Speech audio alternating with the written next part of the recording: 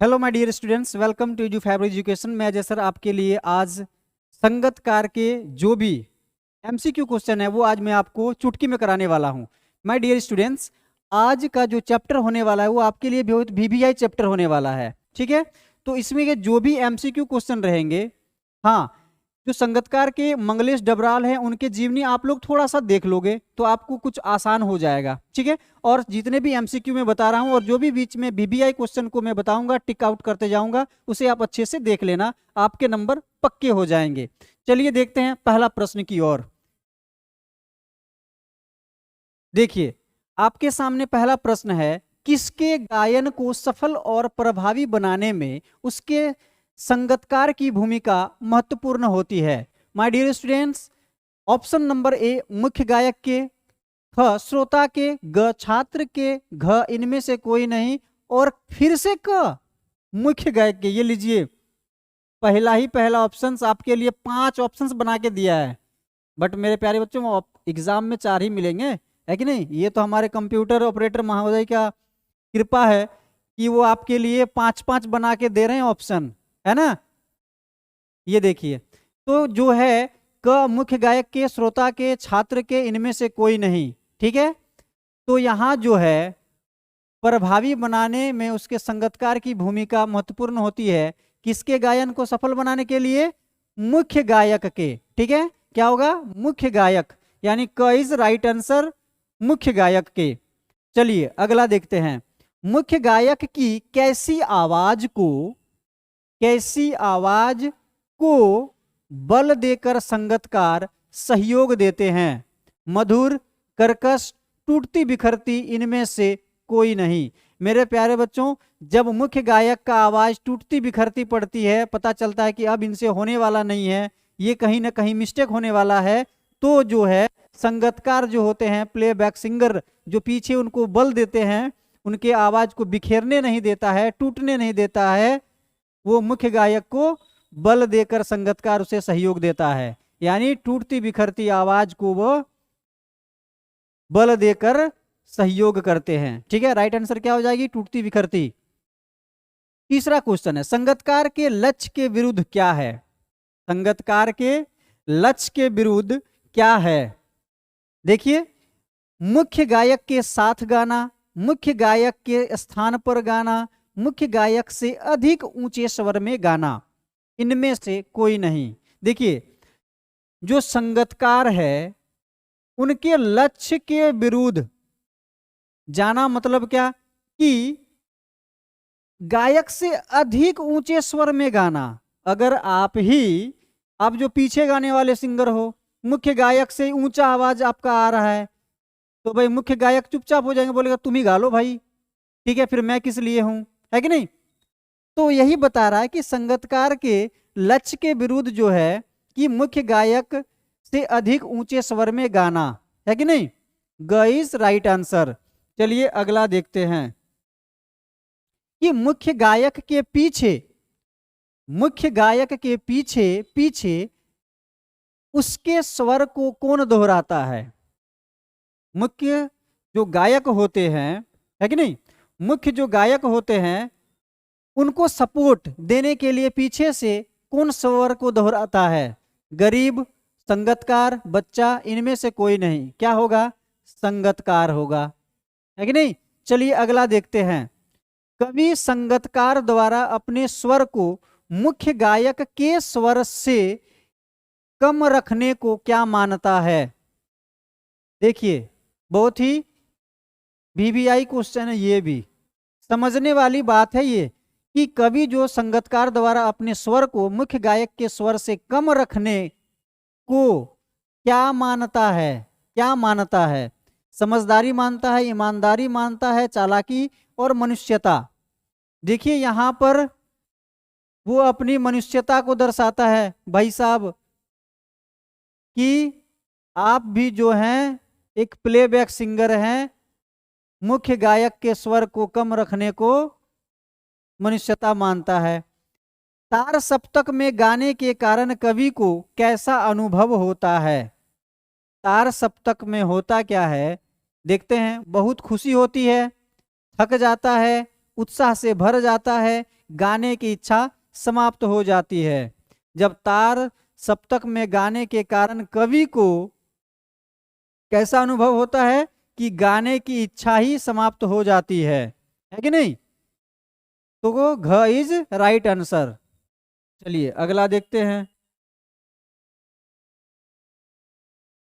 देखिए, मुख्य गायक से अधिक ऊंचे स्वर में गाना किसके लक्ष्य के विरुद्ध है? मुख्य गायक से अधिक ऊंचे स्वर में किसके लक्ष्य के विरुद्ध है? संगतकार के, कवि के, नेताओं के, मनुष्यों के? भाई नहीं नहीं नहीं, संगतकार के। आप मुख्य गायक से अधिक ऊंचे स्वर में गा नहीं सकेंगे, नहीं, आप गा नहीं सकते, वो उसके लक्ष्य के विरुद्ध मानते हैं। किसके आवाज में हिचक सुनाई देती है? मुख्य गायक के, संगतकार के? संगतकार के। मुख्य गायक के नहीं, अभिनेता के नहीं, इनमें से कोई नहीं। ठीक है, ख इज राइट आंसर। अब देखिए यहां पर इस तरीके से मैंने आपको बोला सबसे पहले कि आप थोड़ा सा जीवनी देख लेना। आपको हर एक चैप्टर में जो भी काव्यांश के जो लेखक हैं, जो कवि हैं, उन सभी का थोड़ा सा आपको जीवनी अगर आप पढ़ लोगे तो उससे 4-5 प्रश्न तो इजीली आप कर लोगे। यहाँ देखिए क्या है प्रश्न कि मंगलेश डबराल का जन्म कब और कहाँ हुआ? देखते हैं। सन 1948 में उत्तरांचल के टिहरी गढ़वाल जिले के काफलवानी गांव में, सन 1948 में पौड़ी गढ़वाल में, या देहरादून में 1920 में, या 1938 में उत्तरकाशी में। मेरे प्यारे बच्चों, अगर आपने उनका जीवन वृत्तांत या जीवनी पढ़ा होगा तो आपको पता होगा कि मंगलेश डबराल जी का जन्म सन 1948 में उत्तरांचल के क्या टिहरी गढ़वाल जिले के काफलवानी गांव में हुआ था। ठीक है, चलिए अगला देखते हैं कि मंगलेश डबराल किस रूप में प्रतिष्ठित हुए हैं? मंगलेश डबराल किस रूप में प्रतिष्ठित हुए हैं? अध्यापक के रूप में, वकील के रूप में, पत्रकार के रूप में, और एक व्यवसायी के रूप में। मेरे प्यारे बच्चों, जो मंगलेश डबराल जी हैं वह किस रूप में प्रतिष्ठित हुए हैं? किस रूप में? तो पत्रकार के रूप में वह प्रतिष्ठित हुए हैं। ठीक है, चलिए अगला देखते हैं कि निम्नलिखित में से कौन सी रचना, चलिए इस तरह का क्वेश्चन हमेशा एग्जाम में देखने को मिलता है। 3 किसी अन्य का दे देगा और चौथा ऑप्शन उसी कवि का रहेगा, या फिर 3 किसी और का रहेगा, 1 किसी और का, या 3 कवि उसी कवि का रहेगा और 1 किसी और का दे देगा। तो इसमें क्या है कि निम्नलिखित में कौन सी रचना मंगलेश डबराल जी की नहीं है? देखिए नहीं है। इस तरह का अगर प्रश्न पूछा जाए तो सोच लेना कि भाई जो 3 रचना जो यहाँ पर है, एक क्या है, एक ये क्या है, दूसरा ये क्या है, तीसरा, और ये क्या है, चौथा, है ना? तो यहाँ जो दिया हुआ है, ठीक है, क्या हुआ है, दिया हुआ है कि मंगलेश डबराल जी की नहीं है, अर्थात यहाँ पर 3 गो जो होगा वो मंगलेश डबराल जी का ही होगा और एक ऑप्शन जो किसी अन्य कवि का होगा।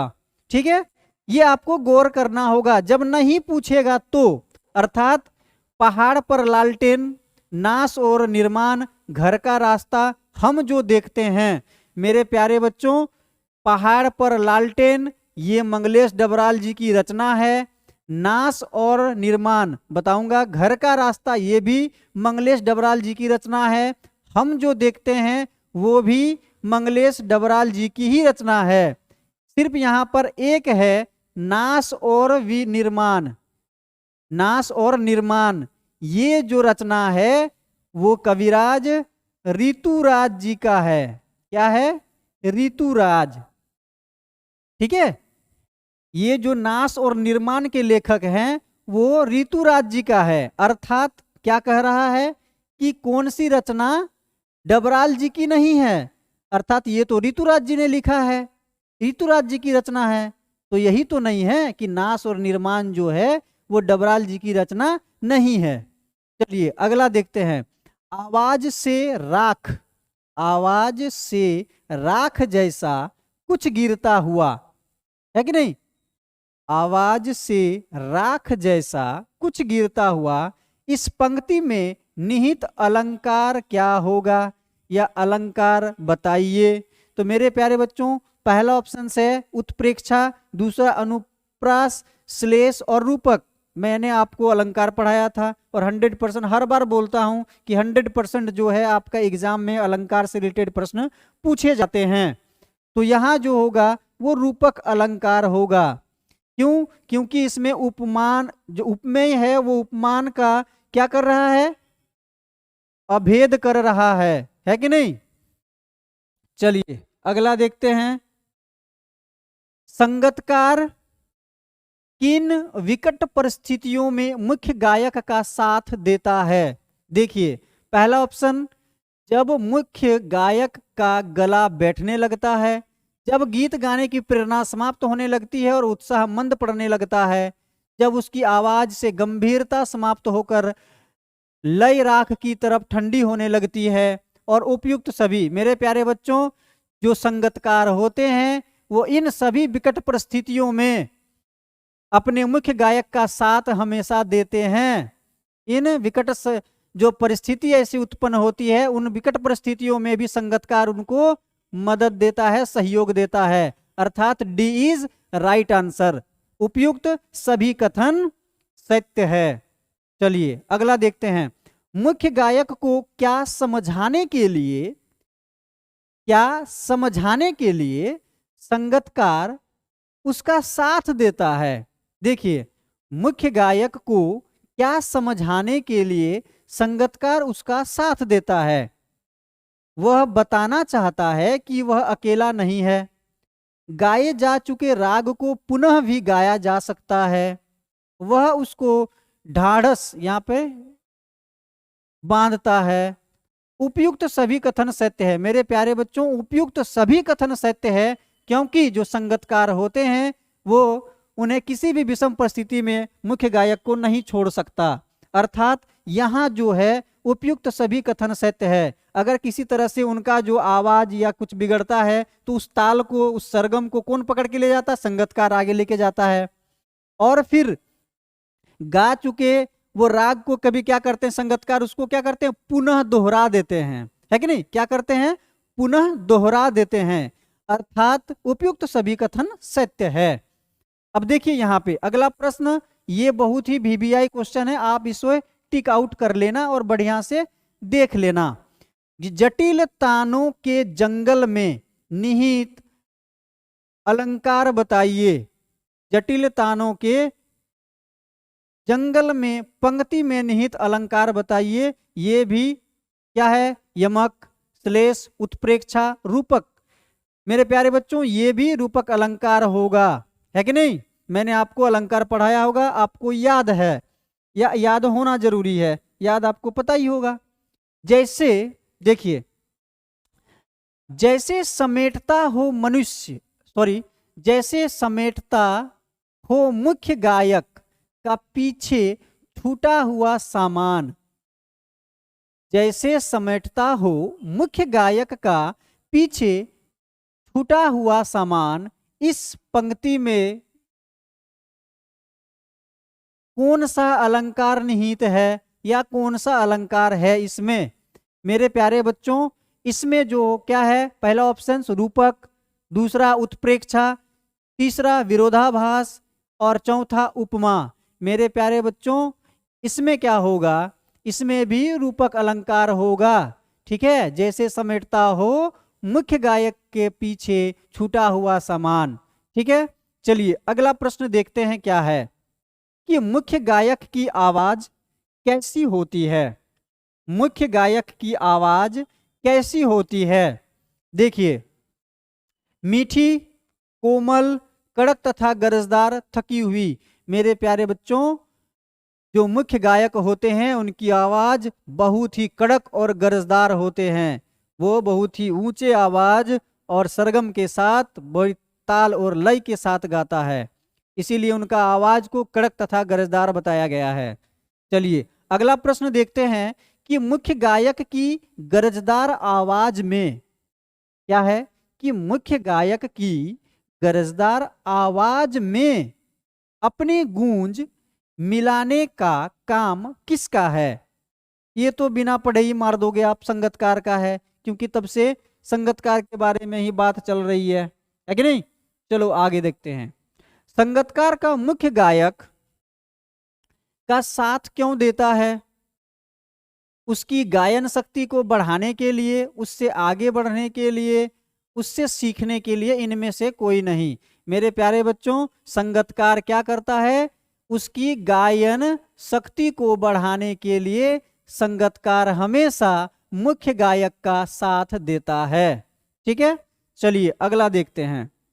अगला प्रश्न क्या है कि मुख्य गायक को, देखिए प्रश्नों को आप बहुत बेहतरीन ढंग से और बढ़िया से पढ़ोगे तो आपको उस प्रश्न का उत्तर आपके प्रश्न पर ही मिल जाएगा, आप समझ जाओगे। इसीलिए प्रश्नों को बहुत बढ़िया से पढ़ना है कि मुख्य गायक को धीरज बांधने का काम प्रायः कौन करता है? देखिए शुरू से पढ़ते आ रहे हैं, आप इसे इजीली मार लोगे आप। देखो उसकी माँ, भाई आप कहीं गाने जा रहे हो, माँ तो साथ में जा नहीं सकता, श्रोता रहता है वहां पर, श्रोता आपको हिम्मत बांध सकता है लेकिन आपके साथ गा नहीं सकता, है कि नहीं। चलिए, तो यहाँ पर संगतकार है, अर्थात मुख्य गायक को धीरज बांधने का काम कोई अगर करता है तो वो मेरा, जो मेरे साथ गया है मेरे साथ गाने के लिए, तो वो संगतकार ही मुख्य गायक का धीरज बांधने के लिए काम करता है।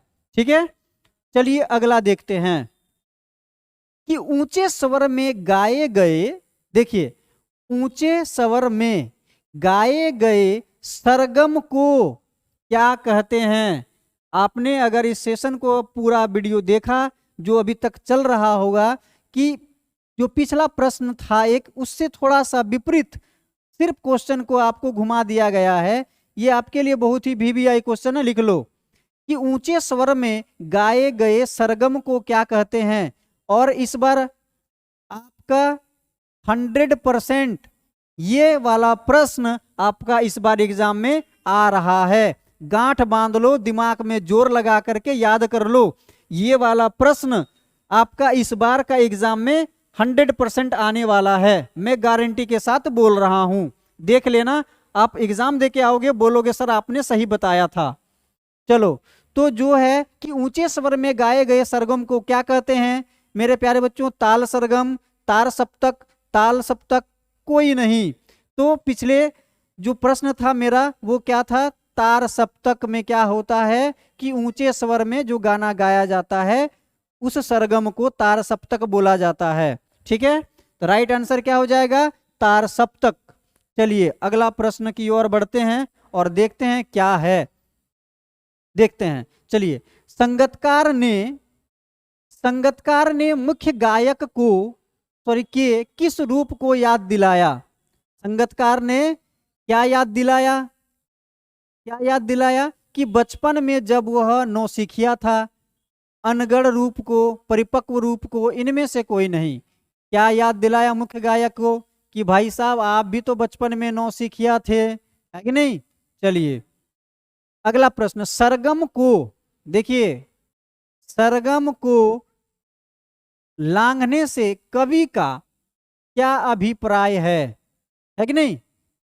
सरगम को लांघने से कवि का क्या अभिप्राय है कि संगीत की गहराई में उतर जाना, संगीत को छोड़कर किसी अन्य की ओर ध्यान देना, मूल स्वर को भूलकर अंतरे की जटिल तानों में खो जाना, उपयुक्त सभी कथन सत्य है।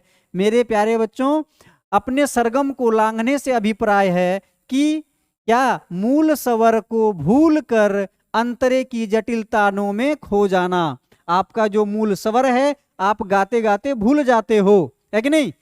क्या होता है कि अभी आप पोएम्स कभी सुनाते हो और सुनाते सुनाते कुछ भूल जाते हो, तो ठीक उसी प्रकार मुख्य गायन जो गाना गा रहा होता है वो गा रहे होते हैं और कोई एक पॉइंट को भूल जाते हैं, है कि नहीं।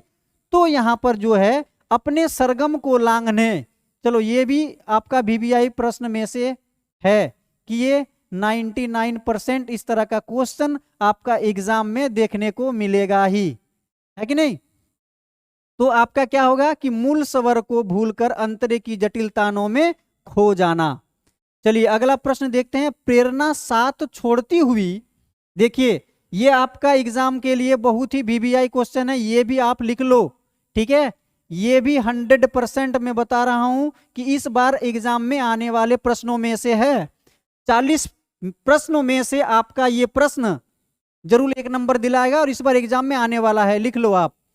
प्रेरणा साथ छोड़ती हुई उत्साह अस्त होता हुआ, देखिए यहां पर जो आप इसे बढ़िया से पढ़िए कि प्रेरणा साथ छोड़ती हुई उत्साह अस्त होता हुआ, उत्साह अस्त होता हुआ पंक्ति में निहित अलंकार कौन सा है। मेरे प्यारे बच्चों, जिस अलंकार में, जिस शब्द रूप में पृथ्वी, पेड़ पौधे, जड़, ये सब के बारे में, उनके बारे में उपेक्षा की जाए उसे ही क्या कहते हैं, मानवीकरण अलंकार कहते हैं। उत्प्रेक्षा रूपक अलंकार और श्लेष अलंकार और मानवीकरण अलंकार, तो यहां पर क्या हो जाएगा मेरा मानवीकरण अलंकार। ये बहुत ही वीवीआई क्वेश्चन है, ठीक है, ये आने वाले प्रश्नों में से है। अब देखिए यहां उसी को फिर से आपके सामने पेश किया गया है तोड़ मरोड़ के। आप देखिए यहां जो आपका प्रश्न है, आप अगर पिछले प्रश्नों को बढ़िया से पढ़ा होगा तो आपको पता चल गया होगा कि ये क्या चीज है। देखिए कि तार सप्तक का अर्थ क्या होता है। मेरे प्यारे बच्चों, मैंने आपको बताया कि सरगम को मध्यम स्वर में गाना, सरगम को निम्न स्वर में गाना, सरगम को सम स्वर में गाना और सरगम को ऊंचे स्वर में गाना। ऊंचे स्वर में गाने को तार सप्तक बोला जाता है और जब हम ऊंचे स्वर में गाते हैं तो तार सप्तक होता है। तो यहां पर जो बताया गया है कि तार सप्तक का अर्थ जो होगा वो सरगम को ऊंचे स्वर में गाने को कहा गया है। क्या कहा गया है कि ऊंचे स्वर में गाने को कहा गया है तार सप्तक, अर्थात तार सप्तक होगा कि अगर सरगम को ऊंचा स्वर में गा दिया जाए तो वो तार सप्तक होता है, ठीक है। तो मेरे प्यारे बच्चों, आज का सेशन कैसा लगा कमेंट करें और जो भी मैंने आपको वीवीआई क्वेश्चन बताया वो आप मेरे साथ करते जाओ, टिक आउट करते जाओ, पढ़ते जाओ और फिर आप बोलोगे सर ये तो गजब हो गया, नंबर मैंने हिंदी में पहली बार इतना नंबर ले आया, मेरे गांव में सबसे ज़्यादा नंबर हिंदी में है। मेरे प्यारे बच्चों, मैं आपको भरोसा दिलाता हूं कि आप मेरे साथ हर एक चैप्टर वाइज एमसीक्यू करते जाओ, आपके 40 नंबर कहीं नहीं जाएंगे, ठीक है। आज का सेशन को यहीं समाप्त करते हैं। जय हिंद।